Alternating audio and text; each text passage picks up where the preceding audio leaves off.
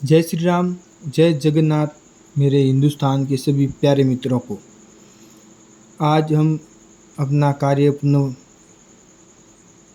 जारी रखते हैं और आगे का पाठ पढ़ते हैं।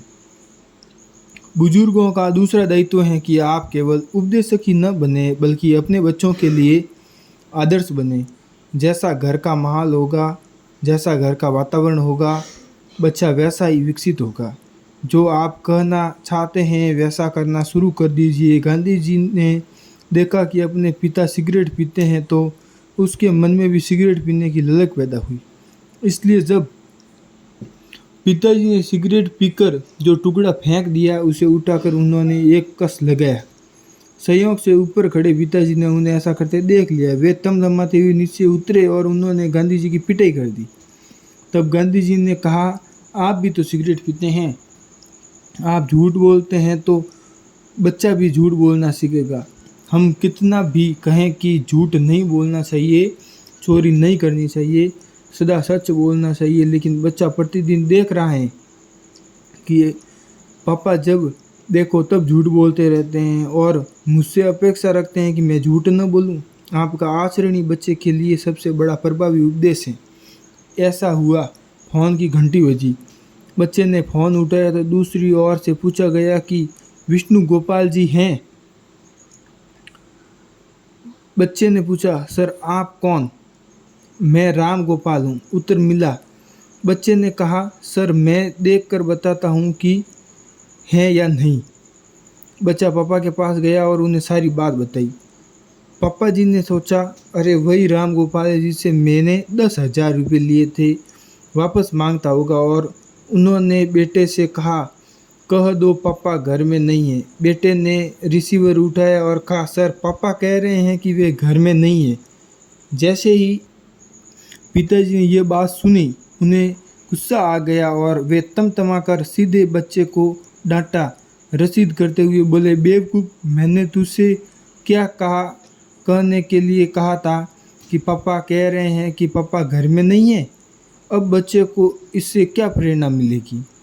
वह तो देखेगा कि सच बोलने पर साँटा मिलता है और झूठ बोलने पर शाबाशी। परिणाम स्वरूप बच्चा अपने आप झूठ बोलना सीख जाता है। अगर आप चाहते हैं कि आपका बच्चा झूठ न बोले तो आप दिन भर बात बेताब में झूठ बोलना, बहाने गढ़ना बंद कर दें। जॉर्ज वॉशिंगटन ने लिखा है कि उन्होंने अपनी ज़िंदगी में कभी झूठ नहीं बोला।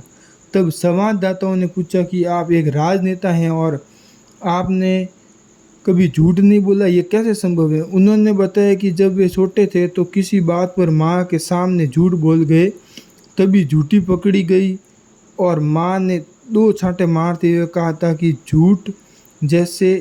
तुम जैसे झूठ बोलने वाले बेटे की माँ कहलाने की बजाय मैं बांझ कहलाना ज़्यादा पसंद करूँगी।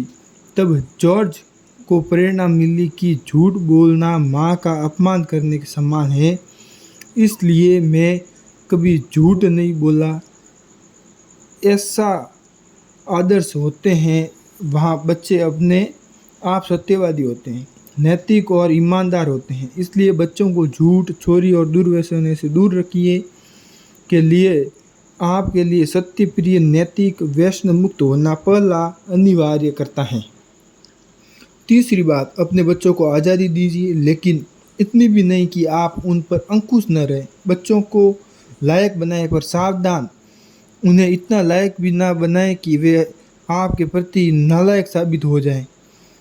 उन्हें इतनी ही आज़ादी दे कि वे आपकी बात भी सुन सके।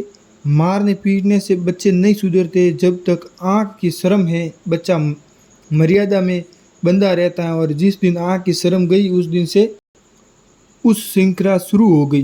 पिता पुत्र सास बहू में जब तक आँख की शर्म बाकी है तभी तक मर्यादा है। अन्यथा जब हर बात में रोक टोक, हस्तक्षेप और ज़रूरत से ज़्यादा अपेक्षाएं रखेंगे तो दोनों आमने सामने खड़े हो जाएंगे। इसलिए आँख की मर्यादा रखनी चाहिए और यह तभी संभव होगा जब आप एक सीमा तक बच्चों को आज़ादी दें।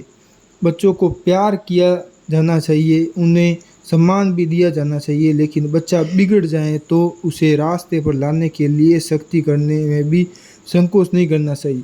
अभी मैं एक घर में था तो वहाँ पिता अपनी व्यथा सुना रहा था कि उनका बच्चा उनके वश में नहीं है। वह अपनी माँ की बिल्कुल नहीं सुनता है, उसके साथ अभद्र व्यवहार करता है, यहाँ तक कि वो मारपीट भी कर देता है। मैंने कहा इसमें आपकी ही भूमिका है। वे शौक पड़े। मैंने कहा जारी रखा कि जिस पहले दिन बेटे ने हाथ उठाया था उसी दिन उनके हाथ पकड़ लेना चाहिए था और उसे ऐसा दंड देना चाहिए था कि फिर वह दोबारा हाथ उठाने की हिम्मत न करता। जिसका हाथ अपने माता पिता पर उठ गया वह हाथ नहीं हथौड़ा है।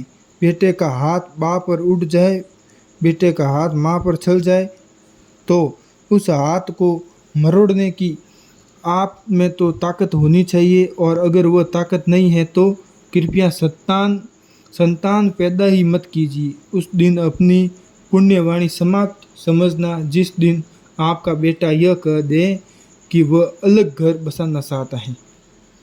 जय श्री राम मित्रों, जय जगन्नाथ। अगला पाठ हम कल करेंगे। तब तक के लिए मंगल कामना। आप सुखी रहें।